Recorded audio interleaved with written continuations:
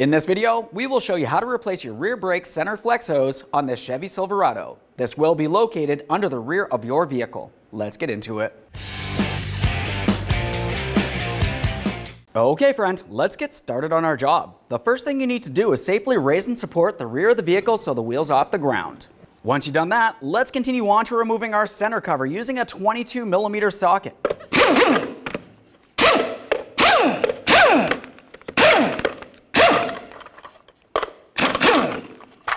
Quick inspection of that, set it aside. With that out of the way, let's continue on with our 22mm socket. Now we're removing each of our 6 lug nuts and then the wheel.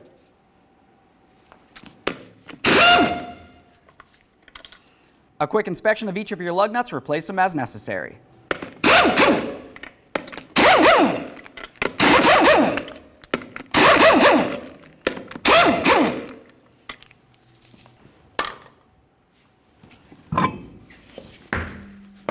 Let's have a look at our caliper. Along the back side of the caliper is where you're going to find a 10mm headed bleeder screw. If there's a cover, go ahead and remove that now. Once you've done so, continue on with a collection bucket under the area.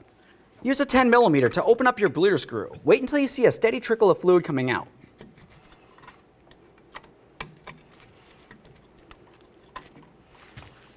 Now at this point, let's make our way towards that passenger compartment. Go ahead and press down on that brake pedal all the way down to the floor. Hold it there with something such as a pry bar. You can rest that pry bar up against the seat if necessary.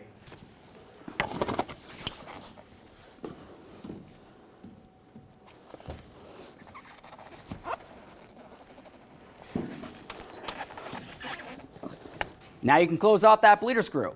What you probably noticed is while you were pressing the pedal, fluid came out into that collection bucket. Now that we have that bleeder screw closed, let's make our way up to where the flex hose connects onto the caliper.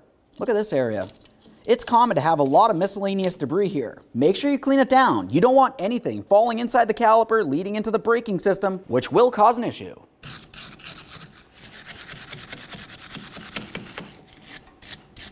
With that area cleaned up, let's continue on with an 11mm on our banjo bolt here.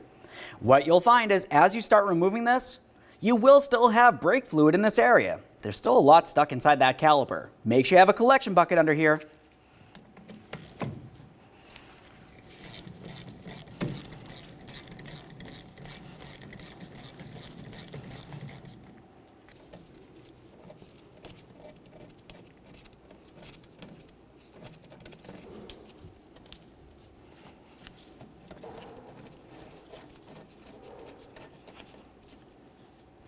There we are. Now that we have that separated from the caliper, the next thing that we need to do is remove the banjo bolt. This is the bolt that holds the flex hose to the caliper. We will be reusing it. You might find that it's stuck in place because there are 2 gaskets, one on each side of the flex hose. If you do find that it's stuck in place, carefully remove the gasket and slide it off of there. As I mentioned, there should be a gasket on each side of the flex hose. Make sure you remove them both and dispose of them properly.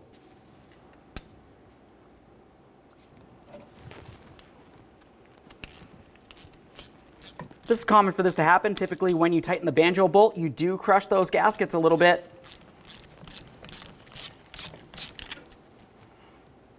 So one of our gaskets.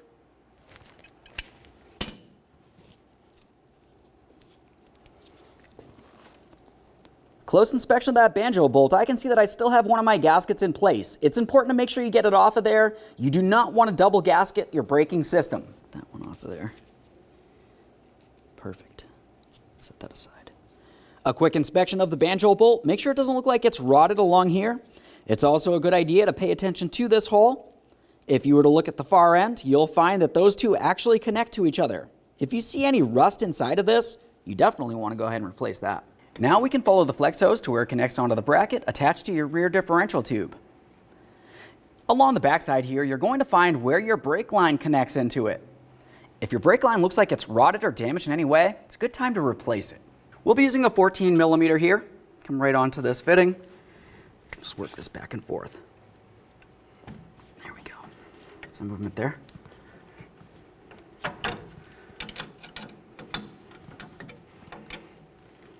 Once you get this loose enough that you can remove it by hand, we'll pause and continue on with the locking clip, holding the flex hose in position.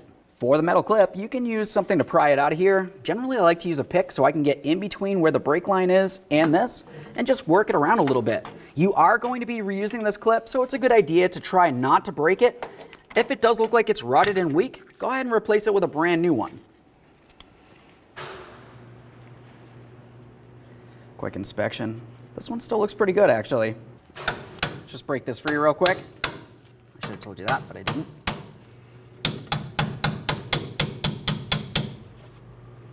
There we are. Got that broken free.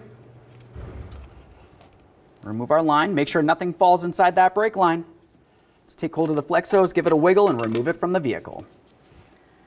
There it is, friend. With that out of place, the next thing we want to do is inspect 3 areas. We have the threaded portion of our fitting on our brake line. We have the bracket where the brake hose goes onto. And then we also have the mounting point on the caliper where the flex hose will mount. Clean and inspect each of those areas. Once you've done so, we can continue on with the installation.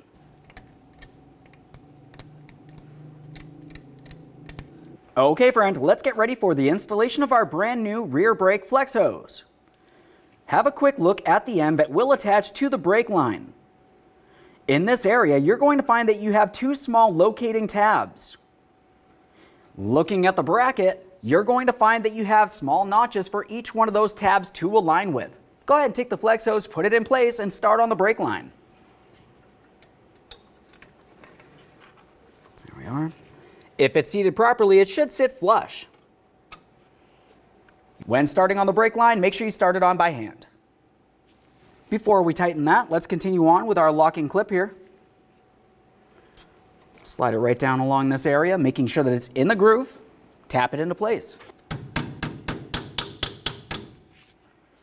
Take hold of the flex hose, give it a little wiggle to make sure it's completely seated. You do not want this able to move around. Use our 14mm on this. Right there is bottomed out. Just make sure that's nice and tight. If you can take hold of the brake line and move it around inside of the fitting, typically that means the fitting is not tight enough.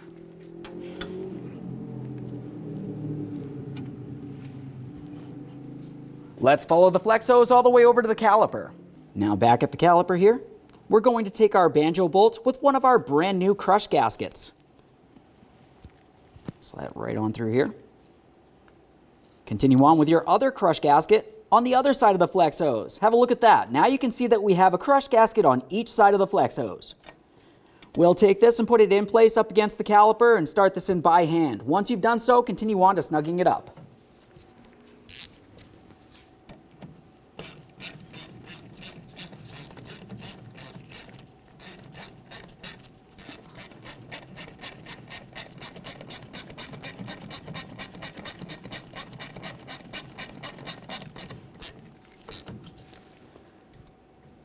Right there is pretty much bottomed out.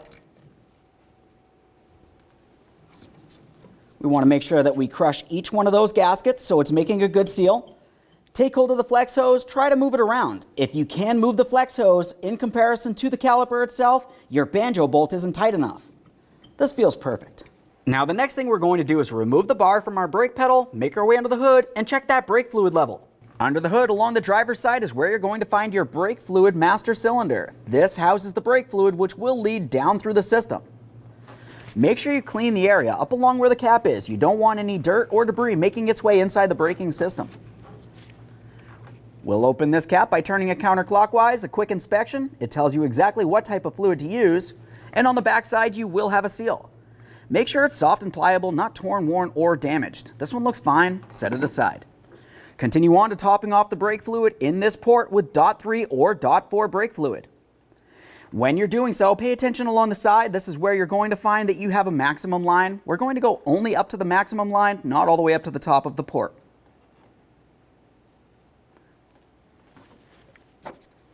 Once that's full, go ahead and reinstall your cap. Double check to make sure that's secure. Let's make our way back down to where the bleeder screw is on the caliper. Use a 10mm, turn this counterclockwise. We're waiting to see a steady trickle of fluid coming out of this area. Once we see that, we'll go ahead and close the bleeder screw and continue on with a manual brake bleed. There we go, we've got a trickle of fluid coming out of this. I'm going to close this off.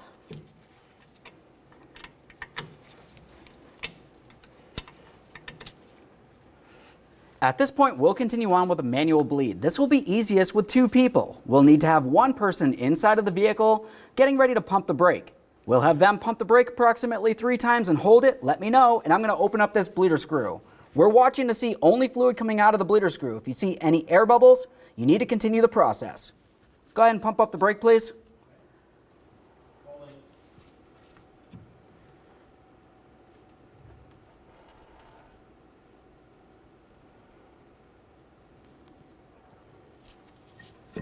Go ahead and pump.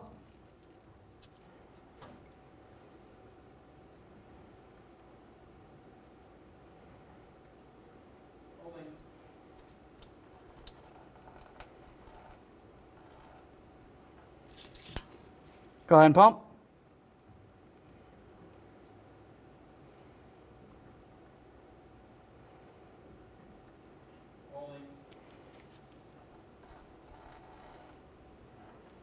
All right. I saw no air that time. We'll do it one more time just to confirm. Go ahead and pump, please.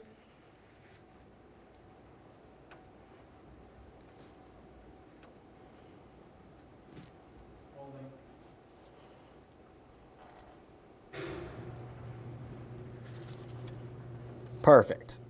You can release the brake pedal.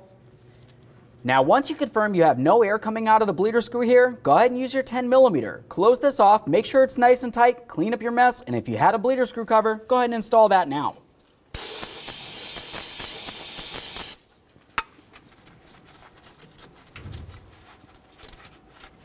Let's quickly confirm that we have no brake fluid leaks between the brake line and the flex hose.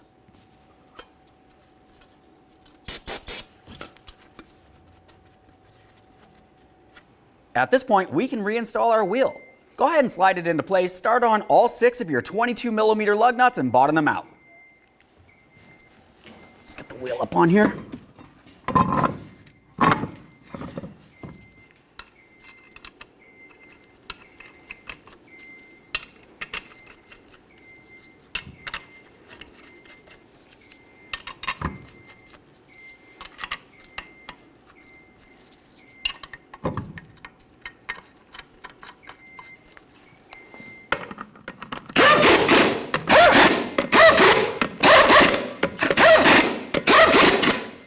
With the wheel safely on the ground, let's torque these to 140 foot-pounds in a crisscross manner.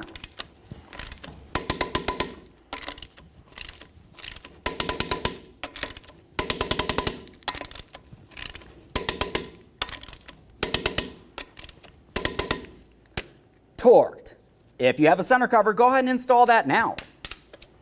Looking at the center cover, you'll find that you have 6 little caps. Each one of those caps fits over a lug nut.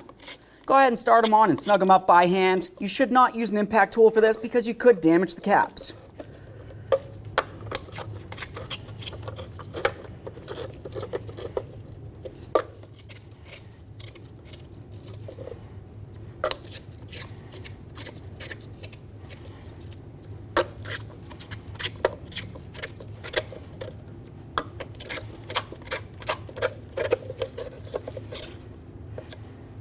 Okay friends, we've got our vehicle back together. At this point, make your way up under the hood, check that brake fluid one last time, top it off with .3 brake fluid. After that, you can go ahead and close the hood and then take your vehicle for a road test. Thanks for watching. When only the best will do, demand TRQ. The only company that lets you view before you do. TRQ is committed to offering the highest quality aftermarket auto parts that are engineered for peace of mind. Thanks for using and viewing with TRQ.